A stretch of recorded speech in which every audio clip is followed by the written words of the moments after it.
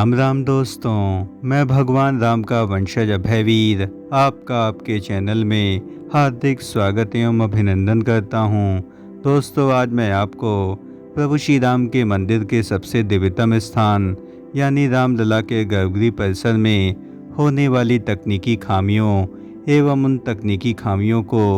दूर करने के संदर्भ में निर्माण समिति द्वारा लिए गए बड़े निर्णयों एवं बनाई जा रही बड़ी योजना के संदर्भ में सबसे एक्सक्लूसिव एवं नवीनतम जानकारी प्रस्तुत करूंगा। प्रभु श्री रामलला की आज प्रातः की यह दिव्यतम आरती सभी राम भक्तों के मन को मोह लेने वाली है और प्रातः प्रभु श्री रामलला के दिव्य दर्शन प्राप्त करते ही सभी प्राणी मात्र के दुख दर्द स्वतः ही कुछ क्षण के लिए दूर हो जाते हैं।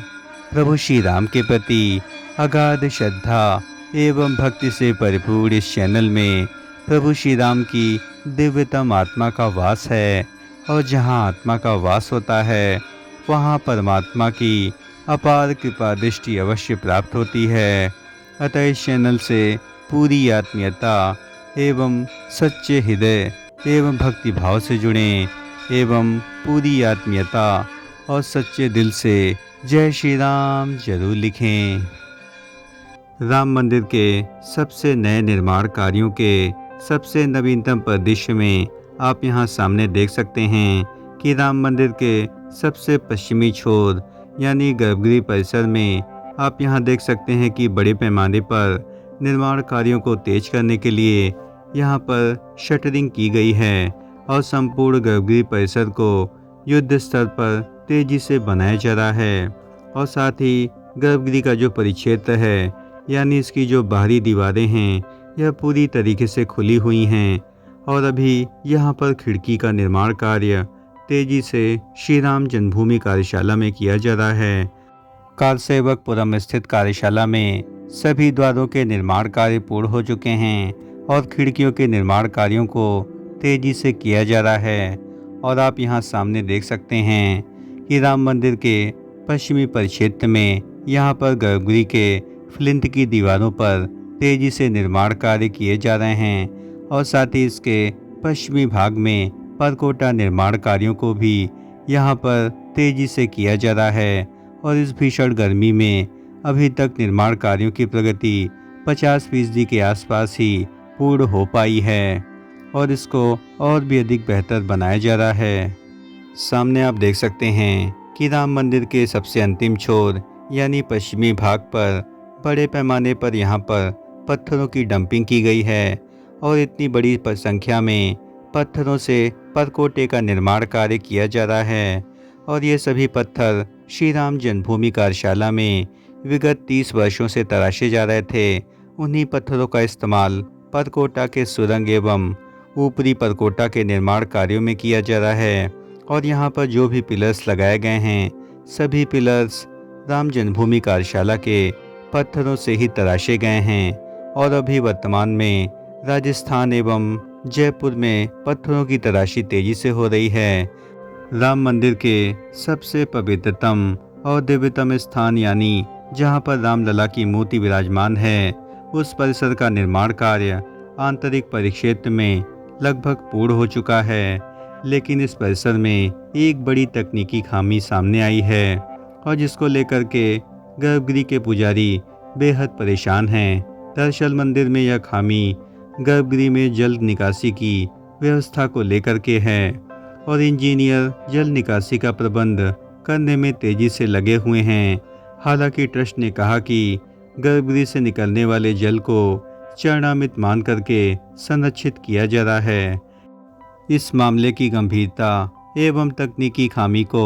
यदि आप बारीकी से समझें तो राम मंदिर परिसर में रोजाना सुबह रामलला का अभिषेक और श्रृंगार किया जाता है और प्रतिदिन माता सरयू नदी के जल से दूध दही एवं शहद आदि से रामलला को दिव्यतम स्नान कराया जाता है। और रामलला के अभिषेक के बाद जब यह जल सतह पर गिरता है तो इसके बाहर निकालने की उचित व्यवस्था गर्भगृह परिसर में मौजूद ही नहीं है, यानी जल निकासी के लिए कोई भी नाली नहीं बनाई गई है। और इसको लेकर के पुजारी काफ़ी अधिक परेशान हैं। क्योंकि रामलला को स्नान कराने में भारी संख्या में जल का उपयोग किया जाता है और यदि जल को निकास की व्यवस्था उचित नहीं होगी तो परिसर में कई समस्याएं भी उत्पन्न हो सकती हैं और इसके लिए यहाँ पर इंजीनियर्स की टीम इस मामले की गंभीरता को देखते हुए यहाँ पर नाली की निकास की व्यवस्था यहाँ पर बनाने में लगी है।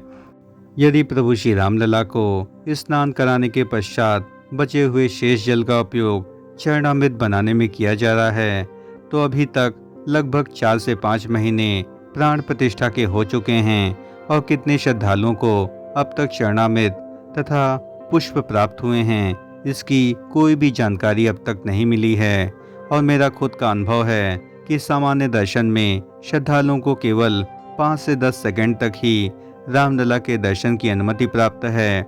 और इसमें न तो उन्हें चंदन लगाया जाता है और न ही चरणामृत प्रदान किया जाता है। आप सभी को पूर्व विदित होगा कि जहाँ पर रामलला की मूर्ति स्थापित है इसके ठीक 40 फीट नीचे रामलला टेंट में विराजमान थे और यह लगभग 35 से 40 वर्षों की प्रक्रिया थी और इतने वर्षों बाद जब राम मंदिर का निर्माण कार्य हुआ तो इसमें यह भी बताया गया कि रामलला की मूर्ति वर्तमान में जहाँ स्थापित है इसके ठीक 40 फीट नीचे एक गहरी पाइपनुमा एक संरचना बनी हुई थी जहाँ से जल निकासी सीधे नींव में होनी थी। रामलला के गर्भगृह परिसर में मूर्ति स्थापित होने के बाद जो तांबे की पाइपनुमा संरचना थी उसका उपयोग इस समय किस प्रकार से किया जा रहा है यह बड़ा प्रश्न चिन्ह पैदा करता है क्योंकि इससे पहले इंजीनियर्स ने हमें यह बताया था कि इसी पाइपनुमा संरचना में रामलला के स्नान किए हुए जल को गर्भगृह की नींव में यहाँ पर डाला जाएगा ताकि नींव को शीतलता प्रदान की जा सके, लेकिन यहाँ पर ऐसा कोई भी कार्य नहीं किया जा रहा है। राम मंदिर के गर्भगृह परिसर में जो दूसरी बड़ी तकनीकी खामी सामने आई है वह वातानुकूलन के संदर्भ में है और अभी तक राम मंदिर के गर्भगृह परिसर को पूर्णतया वातानुकूलित नहीं किया जा सका है और इसके लिए एक बड़ी तकनीकी खामी सामने आ रही है क्योंकि गर्भगृह का जो संपूर्ण परिसर है वह मकराना के संगमरमर से पूरी तरीके से ढका है और यहाँ पर बहुत ही सुंदर आकृतियाँ संपूर्ण गर्भगृह परिसर में बनी हुई हैं और जिसमें किसी भी प्रकार से छेद करना या कटिंग करना किसी भी प्रकार से संभव नहीं है। और ऐसी परिस्थिति में यदि यहाँ पर एसी या एयर कंडीशनर लगाए जाएंगे तो यहाँ पर हो रहे निर्माण कार्यों में काफ़ी अधिक क्षति पहुँच सकती है और जबकि गर्भगृह का निर्माण कार्य पूर्ण हो चुका है और ऐसी परिस्थिति में एसी लगाने से यहाँ की सुंदरता में काफ़ी अधिक कमी आ सकती है क्योंकि यहाँ पर पत्थर बहुत ही बारीकी से तराशे गए हैं और यदि इनमें तोड़फोड़ करके यहाँ पर एसी लगाई जाएगी तो इससे परिसर की गरिमा एवं सुंदरता भंग हो सकती है और इसके लिए एल&टी के इंजीनियर्स विशेष रूप से कार्य कर रहे हैं, लेकिन इसके बारे में पहले से विचार करने की आवश्यकता थी क्योंकि राम मंदिर में अभी तक एसी ठीक प्रकार से नहीं लगाई जा सकी है और जो भी श्रद्धालु आते हैं उन्हें यहाँ पर भीषण गर्मी का सामना करना पड़ता है और अभी तक राम मंदिर परिसर को पूर्णतया वातानुकूलित नहीं बनाया जा सका है क्योंकि यहाँ पर कई तकनीकी खामियां हैं और संपूर्ण मंदिर पत्थर से निर्मित होने के कारण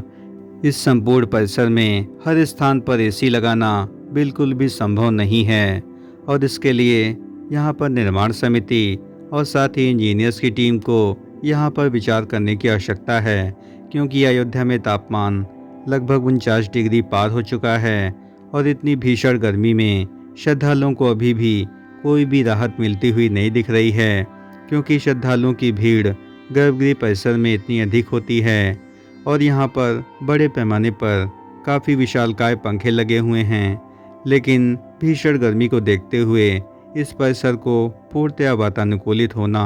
अति आवश्यक है। अतः मेरा ट्रस्ट से निवेदन है कि राम जन्मभूमि परिसर को सबसे पहले वातानुकूलित किया जाए ताकि श्रद्धालुओं को भीषण गर्मी का सामना न करना पड़े और उन्हें सहज एवं सुलभ दर्शन प्राप्त हो सकें। और साथ ही गर्भगृह परिसर में भीषण गर्मी होने के कारण अभी तक यहाँ पर एसी न लगने की वजह से यहाँ पर पूजन अर्चन कर रहे पुजारियों को काफ़ी अधिक समस्या का सामना करना पड़ता है और उन्हें भीषण गर्मी में घंटों तक यहाँ पर खड़ा भी रहना पड़ता है। दोस्तों, प्रभु श्री राम के दिव्य अलौकिक मंदिर के सबसे पवित्रतम स्थान गर्भगृह में तकनीकी खामियों को दूर करने के संदर्भ में लिए गए बड़े निर्णयों एवं अहम बदलावों के संदर्भ में हमारे द्वारा दी गई जानकारी यदि आपको ज़रा भी पसंद आई हो तो इस चैनल का हृदय से समर्थन करें। इस चैनल को लाइक करें, शेयर करें एवं सब्सक्राइब करें एवं सच्चे हृदय से जय श्री राम जरूर लिखें। धन्यवाद। राम राम राम राम।